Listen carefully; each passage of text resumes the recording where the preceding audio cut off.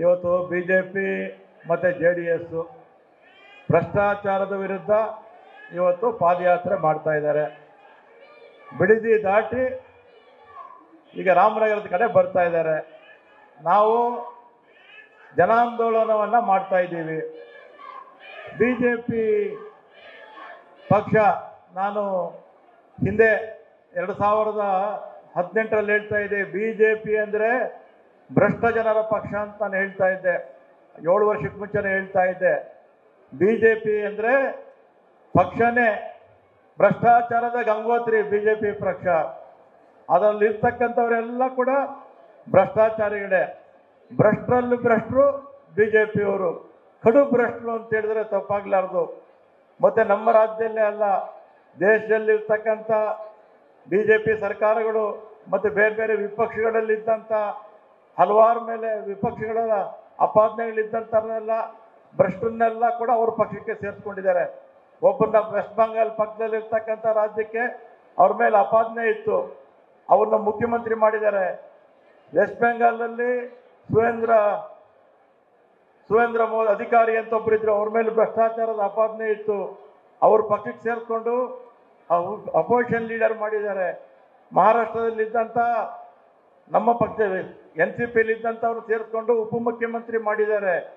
ಮತ್ತು ನಮ್ಮ ಪಕ್ಷದ ಮುಖ್ಯಮಂತ್ರಿ ಆಗಿದ್ದಂಥವ್ರನ್ನ ಮಹಾರಾಷ್ಟ್ರದವ್ರನ್ನ ಹೆದರಿಸಿ ಬೆದರಿಸಿ ಅವ್ರ ಪಕ್ಷಕ್ಕೆ ಸೇರಿಸ್ಕೊಂಡು ರಾಜ್ಯಸಭಾ ಸ್ಥಾನ ಕೊಟ್ಟಿದ್ದಾರೆ. ಈ ಥರ ವಿಪಕ್ಷಗಳಲ್ಲಿದ್ದಂಥ ಅಪಾದಗಳಿದ್ದಂಥ ಎಲ್ಲ ಭ್ರಷ್ಟರನ್ನು ಕೂಡ ಅವರು ಪಕ್ಷಕ್ಕೆ ಸೇರಿಸ್ಕೊಂಡು BJP ಪಕ್ಷ ಭ್ರಷ್ಟ ಜನರ ಪಕ್ಷ ಇವತ್ತು ಮಾರ್ಪಾಟಾಗಿದೆ.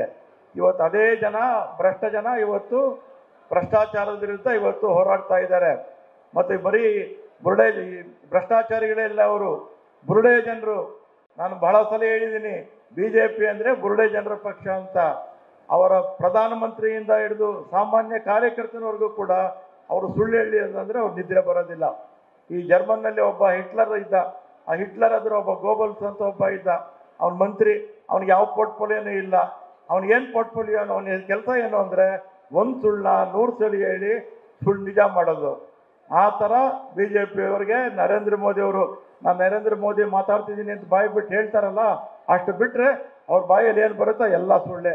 ಅದೇ ರೀತಿ ನಡ್ಡಾ ಇರ್ಬೋದು, ಅಮಿತ್ ಶಾ ಇರ್ಬೋದು, ನಮ್ಮ ರಾಜ್ಯದಲ್ಲಿರ್ತಕ್ಕಂಥ ಎಲ್ಲ BJP ಮುಖಂಡರಿರ್ಬೋದು, ಸುಳ್ಳೇ ಅವರ ಉಸಿರು. ಅವ್ರಿಗೆ ಊಟ ಸುಳ್ಳು ಹೇಳಿಲ್ಲ ಅಂದರೆ ಊಟನೇ ಸೇರೋದಿಲ್ಲ ಅವ್ರಿಗೆ. ಅಂತ ಭ್ರಷ್ಟ ಜನರು, ಸುಳ್ಳು ಹೇಳೋ ಜನರು ದುಷ್ಟತನವನ್ನು ಕೂಡ ಇವತ್ತು ಮೈಗೂಡಿಸ್ಕೊಂಡು ನಮ್ಮ ವಿರುದ್ಧ ಇವತ್ತು ಅಪಪ್ರಚಾರ ಮಾಡ್ಕೊಂಡು ಬರ್ತಾ ಇದ್ದಾರೆ. ಇದಕ್ಕೆ ತಕ್ಕ ಉತ್ತರವನ್ನು ಕೊಡೋದಕ್ಕೆ ನಮ್ಮ ಅಧ್ಯಕ್ಷರು ಎಲ್ಲ ಮುಖಂಡರು ಈ ಒಂದು ಜನಜಾಗೃತಿ ಕಾರ್ಯಕ್ರಮವನ್ನು ಹಾಕ್ಕೊಂಡಿದ್ದಾರೆ. ಈ ಕಾರ್ಯಕ್ರಮ ಮೈಸೂರಿಗೂ ಕೂಡ ಮುಂದುವರಿಯುತ್ತೆ. ಜನಕ್ಕೆ ಇವರು ಭ್ರಷ್ಟಾಚಾರವನ್ನು ಬಿಚ್ಚಿಡುವಂಥ ಕೆಲಸ ಪ್ರತಿದಿನ ಕೂಡ ಮಾಡಬೇಕಾಗಿದೆ ಅಂತೇಳಿ ಎಲ್ರಿಗೂ ಧನ್ಯವಾದ ಹೇಳಿ ನಾನು ಮಾತು ಮುಗಿಸ್ತೇನೆ. ನ್ಯೂಸ್ ಫಸ್ಟ್, ನಿರ್ಭೀತಿಯಿಂದ ನಿಮ್ಮ ಪರವಾಗಿ.